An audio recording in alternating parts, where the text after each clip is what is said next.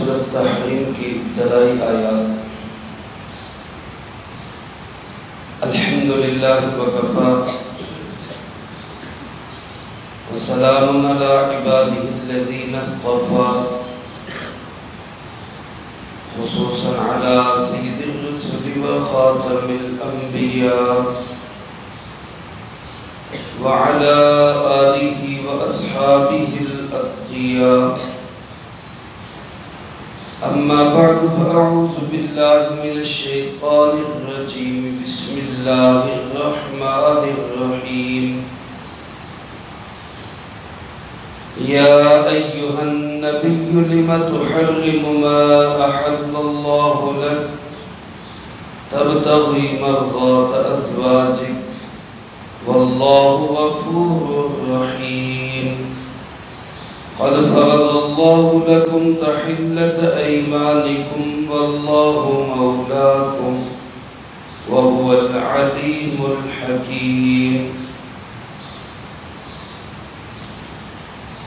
یا ایھا النبی، اے پیارے نبی جی صلی اللہ علیہ وسلم، لم تحرم ما احل اللہ لک،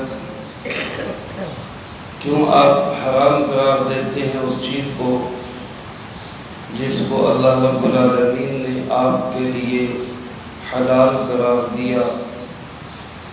تبتغی مرضات ازواجک، کیا آپ کے پیش نظر اپنی بیویوں کی خوشی ہے؟ واللہ غفور رحیم، اور اللہ رب العالمین بخشنے والے رحم کرنے والے ہیں۔ قد فرض اللہ لکم تحلۃ ایمانکم، یقیناً طے کر دی اللہ رب العالمین نے آپ کے لیے قسموں سے حلال ہونا۔ واللہ مولاکم، اور اللہ ہی تمہارا مولا ہے۔ وہو العلیم الحکیم، اور وہ جاننے والا حکمتوں والا ہے۔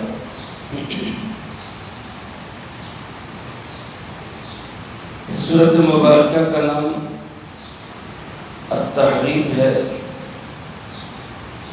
تحریم کا لفظی معنی کسی چیز کو حرام قرار دینا۔ اس سورۃ مبارکہ میں اسی کے متعلق ایک واقعہ اور اس کے احکامات اللہ پاک نے بیان فرمائے ہیں، اس لیے اس کو تحریم کا نام دیا گیا ہے۔ مدنی سورت ہے، یعنی ہجرت کے بعد یہ سورۃ مبارکہ نازل ہوئی۔ ترتیب کے لحاظ سے اس کا نمبر 66 ہے۔ نازل ہونے کے اعتبار سے 107 نمبر پہ یہ سورت نازل ہوئی۔ سابقہ سورت کی طرح یہ بھی 12 آیات اور 2 رکوعوں پر مشتمل ہے،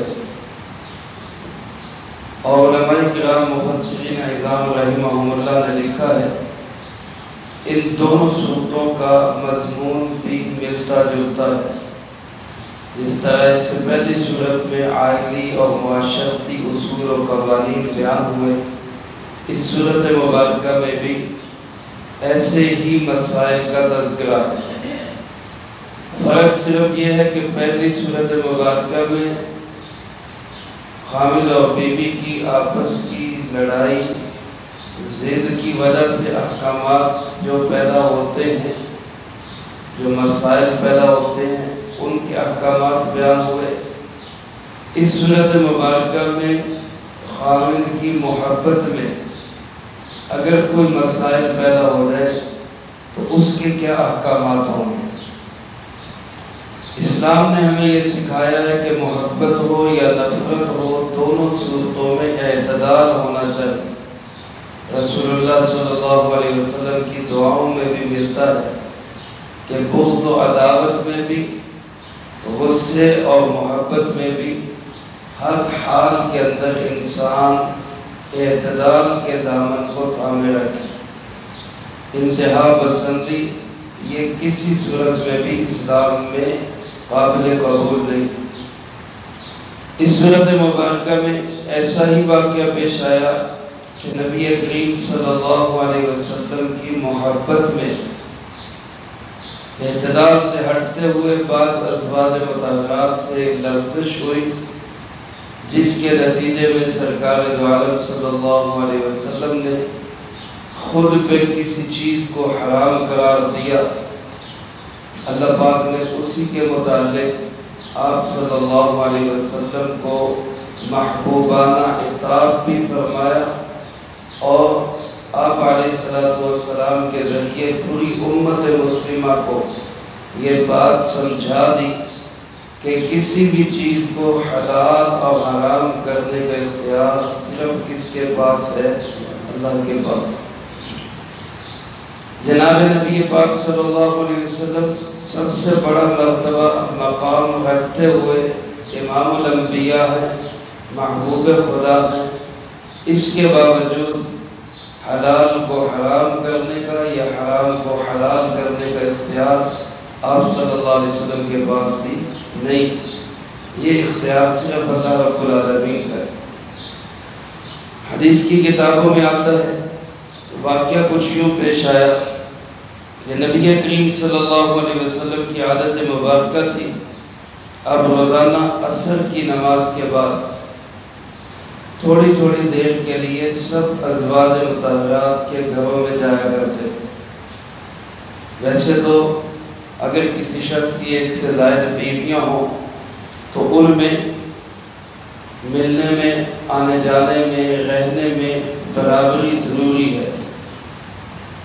رات ایک کے ہاں گزاری ہے تو دوسری رات دوسری کے ہاں ہوگی، ایک ہفتہ ایک کے ہاں ہے تو دوسرا ہفتہ دوسرے کے ہاں ہوگا۔ یہ اس طرح کی برابری اور انصاف یہ لازمی اور ضروری ہے۔ نبی کریم صلی اللہ علیہ وسلم کے لیے یہ ضروری نہیں تھا، آپ پہ لازم نہیں تھا، لیکن اس کے باوجود آپ صلی اللہ علیہ وسلم کی عدل پسند طبیعت نے ہمیشہ ازواج مطہرات میں انصاف کیا ہے۔ کبھی بھی کسی کے ساتھ اپنی بساط کے مطابق بے انصافی نہیں ہونے دی۔ یہاں بھی آپ صلی اللہ علیہ وسلم انصاف کے تقاضوں کو سامنے رکھتے ہوئے عصر کے بعد سب ازواج مطہرات کے پاس تھوڑی تھوڑی دیر کے لیے جاتے ہیں۔ ازواج مطہرات میں سے ایک آپ کی زوجہ مطہرہ حضرت زینب رضی اللہ تعالیٰ، ان کے پاس کہیں سے شہد ان کے گھر میں تھا، کسی نے ہدیہ بھیجا تھا۔ جب آپ ان کے گھر تشریف لے جاتے تو وہ آپ صلی اللہ علیہ وسلم کو شہد پیش فرماتے، اور حدیث پاک میں رسول اللہ صلی اللہ علیہ وسلم کان رسول اللہ صلی اللہ علیہ وسلم یحب الحلواء والعسل، آپ صلی اللہ علیہ وسلم میٹھے کو اور شہد کو بہت پسند فرماتے تھے، یعنی نمکین غذائیات میں سے چٹپٹے کھانوں کی بجائے میٹھا آپ کو زیادہ پسند تھا، اور میٹھے میں بھی شہد زیادہ پسند تھا۔ رسول اللہ صلی اللہ علیہ وسلم اس شہد کو نوش فرمانے میں کچھ وقت زیادہ لگ جاتا تو دوسری ازواج مطہرات کو دل میں یہ خلش آتی کہ ہمارے پاس وقت کم گزرتا ہے، اس کے پاس وقت زیادہ گزرتا ہے۔ یہ آپس میں ہو جاتا ہے، یہ انسانی اور بشری تقاضے، پھر جب کہ خامل بھی جناب نبی پاک صلی اللہ علیہ وسلم جیسا ہو، محبوب خدا ہو، تو بیویوں کا آپس میں مقابلہ ہونا یہ کوئی انوکھی بات نہیں۔ آج بھی دنیا کے اندر کسی شخص سے محبت ہو اور کئی لوگوں کو ہو تو اس کی محبت پانے کے لیے ایک دوسرے سے آگے بڑھا جاتا ہے، ایک دوسرے کے ساتھ جلسی ہو جاتی ہے، عشق کرتے ہیں ایک دوسرے میں۔ تو رسول اللہ صلی اللہ علیہ وسلم کے متعلق تو اس کا ہونا بہت ہی قریب قیاس ہے۔ حضرت عائشہ رضی اللہ تعالیٰ عنہ اور حضرت حفصہ رضی اللہ تعالیٰ عنہ، ان دونوں نے پروگرام بنایا کہ کسی طرح آپ کو اس سے ہٹایا جائے،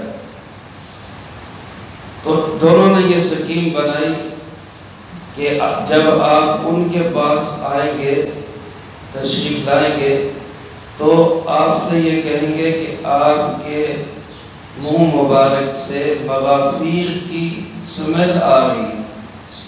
مغافیر ایک درخت کا نام ہے جس سے گوند سا نکلتا ہے، اس گوند کے اندر کچھ سمیل ہوتی ہے، بدبو ہوتی ہے۔ تو انہوں نے یہ پروگرام بنایا، جب آپ آئیں گے تو آپ کو یہ الفاظ کہیں گے، آپ صلی اللہ علیہ وسلم کو بدبو سے بڑی سخت نفرت تھی اور آپ اس سے بہت دور بھاگتے تھے۔ تو جب آپ ایک کے گھر میں گئے، انہوں نے بھی یہی بات کہی، آپ نے فرمایا کہ میں نے تو مغافیر نہیں کھائی، نہ میں نے اس درخت کو چکھا، میں تو شہد کھا کے آ رہا ہوں۔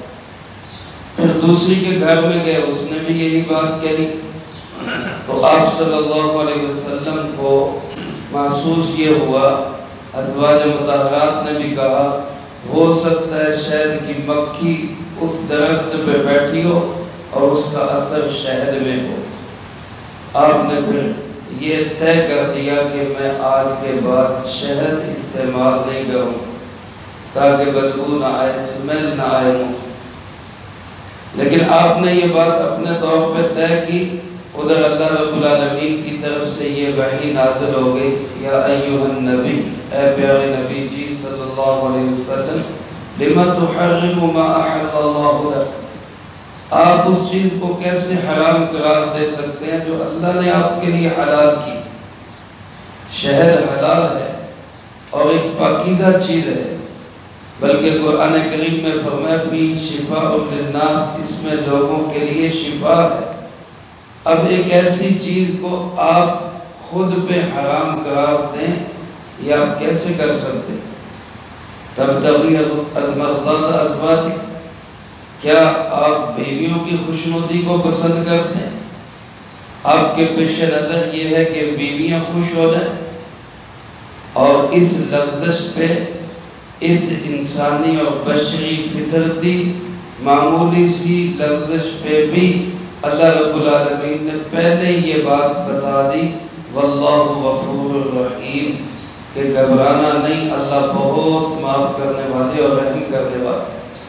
رسول اللہ صلی اللہ علیہ وسلم کے لیے اگر معمولی سی یہ لغزش ہے بھی، اللہ نے پہلے ہی معافی کا اعلان بھی فرما دیا، اور ساتھ ہی پھر یہ فرمایا قد فرض اللہ لکم تحلت ایمانکم، اب چونکہ یہ قسم بن گئی، اب اس قسم سے باہر نکلنے کا راستہ بھی کیا ہے، وہ بھی اللہ نے آپ کے لیے طے کر دیا۔ علماء نے لکھا ہے کہ یہاں رسول اللہ صلی اللہ علیہ وسلم نے قسم تو کوئی اٹھائی نہیں تھی، صرف حرام کا لفظ فرمایا تھا، یا یوں فرمایا تھا کہ میں آج کے بعد شہد استعمال نہیں کروں گا، اس میں قسم کا لفظ تو نہیں تھا۔ لیکن علماء نے لکھا ہے کہ اگر کوئی بھی شخص کسی بھی حلال چیز کو خود بھی حرام کرے اور اس کے لیے حرام کا لفظ بولے، اس کے مختلف درجات ہیں۔ ایک درجہ تو یہ ہے کہ کسی چیز، حلال چیز کو اپنے آپ پہ حرام کرتا ہے اور عقیدے میں بھی یہ سمجھتا ہے کہ یہ حرام ہے، اعتقاداً بھی اپنے آپ پہ حرام کرتا ہے اور عملاً بھی حرام کرتا ہے۔ ایسا شخص تو خدائی اختیارات میں دخل دینے کی وجہ سے بڑے گناہ کا مرتکب ہو سکتا ہے کہ اس کا یہ گناہ کفر کے قریب چلا ہے، کہ حلال و حرام کرنا صرف کس کا اختیار ہے؟ اللہ کا اختیار ہے۔ دوسری صورت یہ کہ اعتقاداً تو اپنے آپ پہ حرام نہیں سمجھتا، لیکن عملاً حرام کرتا ہے، اور عملاً حرام بھی بغیر کسی مصلحت کے کرتا ہے، یعنی اس کی ضرورت نہیں ہے لیکن خام خواہ اپنے آپ پہ حرام کر رہا ہے، یہ بھی بہت بڑا گناہ ہے۔ تیسری صورت یہ ہے کہ اعتقاداً تو حرام نہیں سمجھتا، عملاً حرام سمجھتا ہے، لیکن اس میں کوئی مصلحت ہے کسی وجہ سے، تو علماء نے لکھا ہے کہ یہ بات بھی پسندیدہ نہیں ہے، کیونکہ حلال چیز کو حرام نہیں سمجھنا چاہیے۔ ایک درجہ یہ ہے کہ نہ اعتقاداً حرام سمجھتا ہے نہ عملاً حرام سمجھتا ہے، لیکن ویسے اس چیز سے بچتا ہے، حلال چیز ہے لیکن اس سے بچتا ہے۔ اب بچنے کی بھی دو صورتیں، ایک صورت یہ ہے کہ بچتا ثواب سمجھ کے، اس سے بچنا ثواب ہے۔ اب اگر یہ ثواب سمجھتا ہے حالانکہ اس کو استعمال کرنا حلال ہے تو یہ بدعت کہلائے گا۔ لیکن ایک صورت یہ ہے کہ بچتا ہے لیکن ثواب سمجھ کے نہیں، اپنی طبیعت اور مزاج سمجھ کے۔ مثلا کسی انسان کو شوگر ہے، وہ میٹھے سے بچتا ہے، یہ ثواب سمجھ کے نہیں بچتا بلکہ نقصان سے بچنے کے لیے بچتا ہے، تو ایسا کرنا یہ بالکل ٹھیک ہے۔ تو یہ مختلف شکلیں ہیں کسی چیز کو اپنے آپ سے دور کرنے کے لیے۔ اگر ایک انسان اپنے آپ پہ حرام سمجھتے ہوئے کرے گا تو علماء نے لکھا ہے یہ قسم بن جائے گا۔ اب اس قسم کا کفارہ ادا کرنا ضروری ہو۔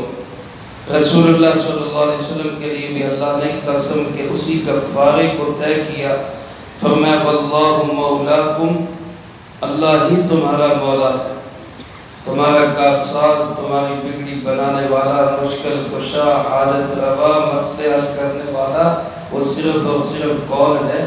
اللہ۔ فرمایا وَهُوَ الْعَلِيمُ الْحَكِيمُ، وہی سب کچھ جاننے والا اور اسی کے احکامات میں حکمتیں۔